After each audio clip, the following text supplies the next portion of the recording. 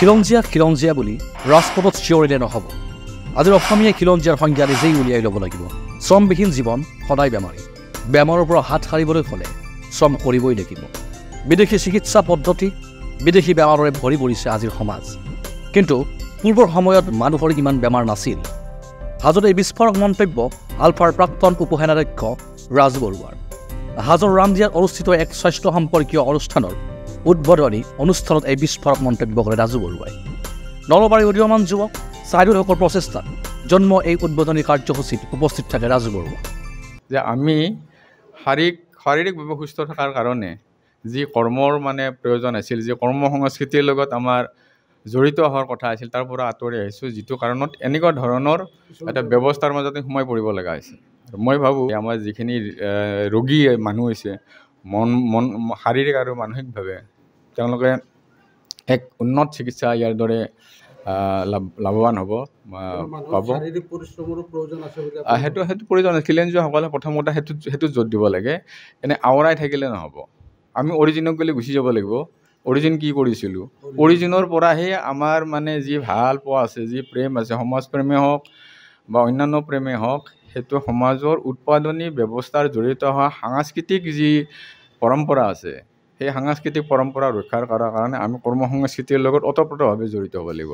আৰু যদি আমি সেইভাৱে যদি চিন্তাবিলাক কৰোঁ, প্ৰায়োগিক যি চিন্তা, মুখেদি আওৰাই থাকি বা চিঞৰ বাখৰ কৰি থাকিলে নহ'ব। সেইটো নহ'ব, কিন্তু প্ৰেক্টিকেল হ'ব লাগিব মানুহ। এতিয়া প্ৰেক্টিকেল নহ'লে নহ'ব, কাৰণ বেলেগে আমি শুনো আৰু সেই শুনাৰ পিছত আমি দৌৰোঁ আৰু তাৰ ৰিয়েলিটি কিমান আছে সেইটো আমি জোকিয়াই নাচাওঁ। গতিকে আমি এতিয়া অৰিজিনক গ'লে গুচি যাব লাগিব। আমি আচলতে অৰিজিন কি বস্তু আছিলোঁ। আমি আগতে মই খেতিয়কৰ ল'ৰা, মই নিজে খেতি কৰিছিলোঁ। তেতিয়া এই ধৰণৰ ৰোগৰ কথা শুনাই নাছিলোঁ। এইবিলাক বাহিৰৰ ৰোগ, চিকিৎসা পদ্ধতিও বাহিৰৰ। যি শিক্ষা, সেই শিক্ষাটো ইয়াতে ইণ্ডিয়ান শিক্ষা নহয়, সেইটো বাহিৰৰ পৰা শিক্ষা। আৰু ৰোগ যিবিলাক আছে এইবিলাক ইণ্ডিয়ান ৰোগ নহয় বা অসমৰ ৰোগ নহয়, এইবিলাক বাহিৰৰ ৰোগ।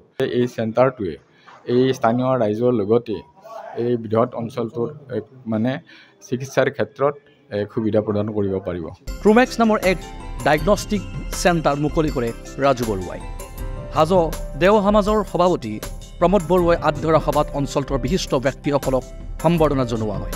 গ্ৰাম্য অঞ্চলত উন্নত চিকিৎসা সেৱা আগবঢ়াব বুলি সদৰি কৰিছে সচেতন মহলে। আহি থকা দিনত, অনাগত দিনত আমি ৰামপুৰৰ আশে পাশে, ৰামদিয়াৰ আশে পাশে থকা অঞ্চলবোৰত যিখিনি চিকিৎসা সা সুবিধা আছে সেইখিনি দিবৰ কাৰণে উন্নত মানৰ চিকিৎসা সুবিধা দিম বুলি আগবাঢ়ি আহিছোঁ। এটা অনুষ্ঠান আমি সুদূৰ্গ নলবাৰীৰ পৰা আহিছোঁ আৰু সকলোতে আপোনালোকৰ সহায় সহযোগিতা লাগিব, সকলো ৰাইজৰ সহযোগিতা লাগিব। আৰু আপোনাৰ ইয়াতে বৰ্তমান আপোনাৰ ডায়েগনষ্টিক বুলি ক'লে গোটেই লেবৰ গোটেই ব্যৱস্থাখিনি আছে, থাকিব নিশ্চয়। চিকিৎসাৰ আপোনাৰ উন্নত মানৰ আপোনাৰ জ্যেষ্ঠ ছিনিয়ৰ হিচাপে আপোনাৰ ডক্টৰ আহিব, অৰ্থৰ ডক্টৰ থাকিব, সুদূকৈ পাটনাৰ পৰা ডক্টৰ আহিব। হয়, মেডিচিন ডক্টৰৰ পৰা, গাইনীৰ পৰা, স্কিনৰ পৰা A to Z ডক্টৰ থাকিব ইয়াতে, শিশুৰ পৰা ডক্টৰখিনি পাব। হয়, আৰু অনাগত দিনত চাওঁ আমি ইয়াতকৈ উন্নত মানৰ চিকিৎসা দিবৰ কাৰণে আপোনালোকক আগবঢ়াব চেষ্টা কৰিম। ছাইদুলৰ কৰ্মৰাজি প্ৰশংসনীয়। ছাইদুলে যেতিয়া এটা ডায়েগনষ্টিক চেণ্টাৰ খোলাৰ কাৰণে আগবাঢ়ি আহিছিল, সেইদিনাখনে মই নিজেই ইয়াতে মাতি লৈ আহিছোঁ। কাৰণ আমাৰ অঞ্চলটোত মানুহ বহুত গৰীব মানুহে গুৱাহাটীলৈকে যাব লাগে, শিঙিমাৰীলৈকে যাব লাগে, মালিগাঁও যাব লাগে, শুৱালকুছি যাব লাগে। গতিকে এইখিনি যাতে তালৈকে যাব নাযায়, যাতে একদম সকলোৱে ইয়াতে কম পইচাতে কম মূল্যতে ইয়াতে কৰিব পাৰে আৰু ইয়াৰ পৰা ভাল চিকিৎসা পায়, সেইটো আশাৰে মই ছাইদুলক সহায় কৰাৰ কাৰণে মই আগবাঢ়ি আহিছোঁ।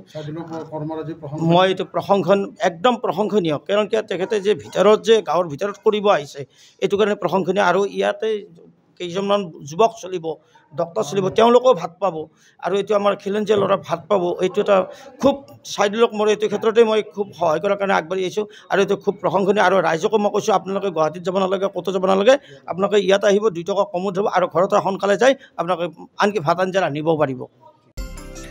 হাজোৰ পৰা প্ৰাঞ্জল কলিতা ৰিপৰ্ট, DA 365।